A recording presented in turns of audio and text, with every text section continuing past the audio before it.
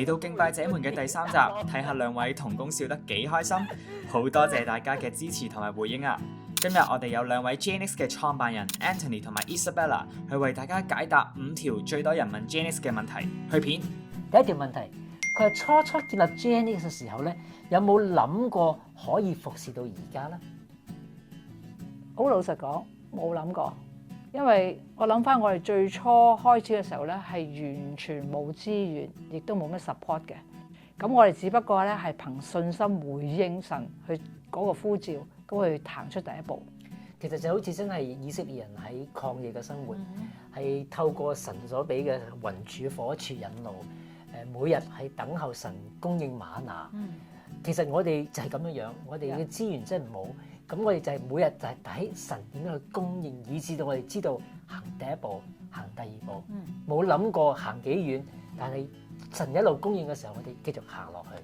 嗱，好多人都知道我哋係去到好多唔同嘅地方服侍啦，咁所以咧呢條問題就係話，你哋係點樣可以去到咁多地方服侍咧？咁出邊咁多需要，咁邊度先至係神想你哋去嘅地方咧？哇！呢條題目有好多層面嘅喎。嗱，如果我簡單講句咧，就係全部都係神嘅安排。哇！一句搞掂。但因為神嘅安排真係好奇妙嘅。嗱，好似舉翻個例，我哋點樣去東北印度啦咁我哋咧其實去咗6次咁多。咁但係第一次係點樣發生嘅咧？就係有一日我哋收到一位係我哋熟悉嘅一個係牧者嘅 email， 佢就話：你哋願唔願意喺1萬人面前去帶領敬拜咧？咁我都記得。咁跟住咧，佢又 send 咗餅錄影帶俾我哋。咁我哋睇咧就係東北印度 Nagaland 嗰個省，以前係好多獵頭部族，而家係好多基督徒喺度敬拜嗰種嘅情景，我哋好受感動。咁啊喺祈禱之後，咁我哋就毅然就應承佢第一次，點知去咧就去咗6次咁多啦。咁其實菲律賓啊，或者係加納咧，其實都係咁嘅情況。我哋收到佢 email， 咁我都喺度問。其實第一條問題我一定要問：點解你哋會揾我哋咧？因為我哋都不見經典噶嘛。咁但係佢哋都同一個答案就係話，因為當佢哋祈禱求問神，因為佢哋有需要想揾人教佢哋即係 worship training。咁但係咧 end up 咧就係佢神將佢哋帶到去我哋個 website。我仲記得咧，你2個地方都係問第二個問題就係你哋有咩特別嘅需要咧？同埋有冇其他嘅團隊已經係服侍緊你哋，或者去你哋嘅地方嗰度有唔同嘅培訓咧？咁佢亦都話係冇，又或者係好多年前曾經有一個團隊嚟過，但係跟住都冇。佢哋好渴望得到呢啲咁樣嘅服侍同埋咁樣嘅培訓。咁我就知道個需要喺度，神開路。咁我哋繼續祈求神啊！如果你供應到我哋足夠嘅經費路費嘅話，我哋就願意去。咁而每一次咧，都係令到我哋係謙卑嘅一個經歷，因為我哋去呢啲地方咧，其實佢哋嘅音樂嘅 gift 同埋 talent 都好高。咁我哋記得去第一次去東北印度嘅時候咧，我哋班 team members 就話：點我哋嚟啊？我哋搞咩嘢？我哋嚟做乜嘢啊？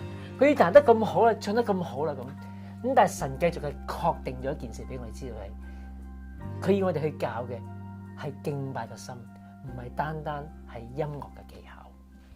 下一條問題咧，我諗你答喎，因為點解咧？佢話喺服侍路程裏邊受傷同埋患病嘅經歷，你有咩學習？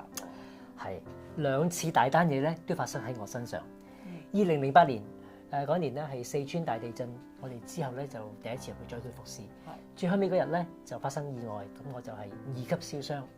咁咧就係我人生經歷最痛嘅一種感覺，咁就喺個過程裏邊咧，令我係去聯想到基督耶穌喺佢行喺苦路上面俾人鞭打所受嗰種嘅痛苦，同埋喺十字架被釘死嗰種嘅痛苦嘅痛楚，係遠遠超過我而家所受嘅少少皮肉之傷。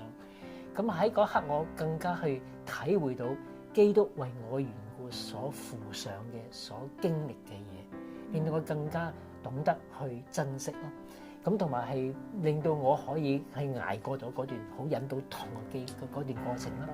咁另外咧就係喺醫院嘅時候咧，係整傷咗我嗰個小姑娘同埋佢嘅老闆啦，咁都嚟到醫院度啦，希望我哋唔會追究咁樣啦。咁我都學一樣嘢就係、好似基督耶穌去寬恕我哋咁樣，我哋都要學習去寬恕人，我哋唔追究佢哋嘅責任。咁樣，但係即係翻返嚟美國之後咧，有位牧師就同我講，佢哋今次係經歷咗人嘅係饒恕，但係以後佢哋要經歷係神嘅寬恕。所以第二年我哋再翻去探望災區嘅時候咧，我哋就真係揾盡辦法去約佢哋出嚟見翻佢哋，同佢哋講福音，去分享我哋嘅見證，送 CD 俾佢哋，希望佢哋能夠認識明白神嘅愛。咁而第二次大劑嘢咧，就係喺2015年係我哋去創啟地區服侍，咁咧就係我患咗肺炎。咁其實咧就係我哋帶晒嘢去㗎，其實係你唔聽話咋？係，其實我哋早有預備，帶晒嗰啲嘅口罩啊，亦都知道當地嘅空氣非常之差。但係去到嘅時候咧，就掉以輕心，好似冇乜嘢喎，咁就中招啦。咁令我諗咗一樣好重要嘅就係、好似我哋要時刻都要穿戴全副軍裝，要警醒。我哋唔可以即係有任何即係 take for granted 啊，唔可以鬆懈，以至到係魔鬼有餘地咯。咁呢個係一個好大嘅學習。咁而另外一樣嘢就係咧，係因為肺炎嘅緣故咧，呼吸啊各方面咧都好辛苦。你知道自己身體真係好病。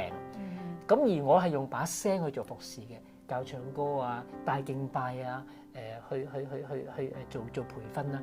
咁有幾刻嘅時間咧，其實我真係有心裏邊有份嘅恐懼，就係我會唔會喪失咗以後可以用呢種嘅能力繼續用把聲去服侍咧？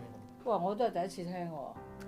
埋藏喺心裏邊嘅驚恐。但係其實嗰陣時，我諗我都好大壓力啊。因為點解咧？就係我哋呢個 trip，我哋係去幾個城市嘅。咁而嗰度係第一站。當你發生事嘅時候，其實好多人俾好多意見我哋。咁但係咧，我都自己好擔心我聽錯。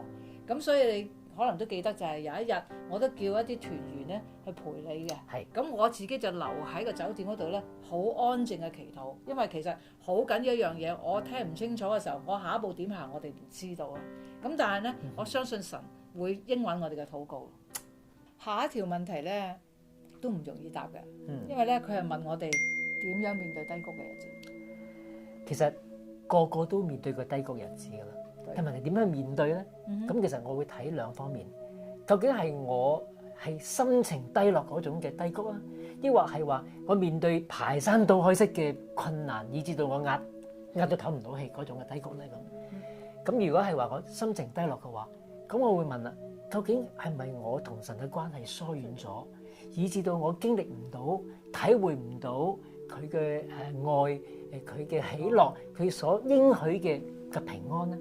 咁如果喺咁嘅時候，我哋要對症下藥啦，同佢關係拉翻近，要尋求佢啦，親近佢啦，要安靜喺佢面前。係啦。咁如果你話係第二方面係好多一連串嘅難處啊，或者係不幸嘅事發生嘅時候，咁我哋有一個堅信就係，任何神允許發生喺我哋身上嘅事，一定有佢嘅美意，一定有佢更好嘅計劃。可能喺呢一刻我哋唔明啊，咁但係我哋相信就係萬事互相效力，叫愛神嘅人得益處。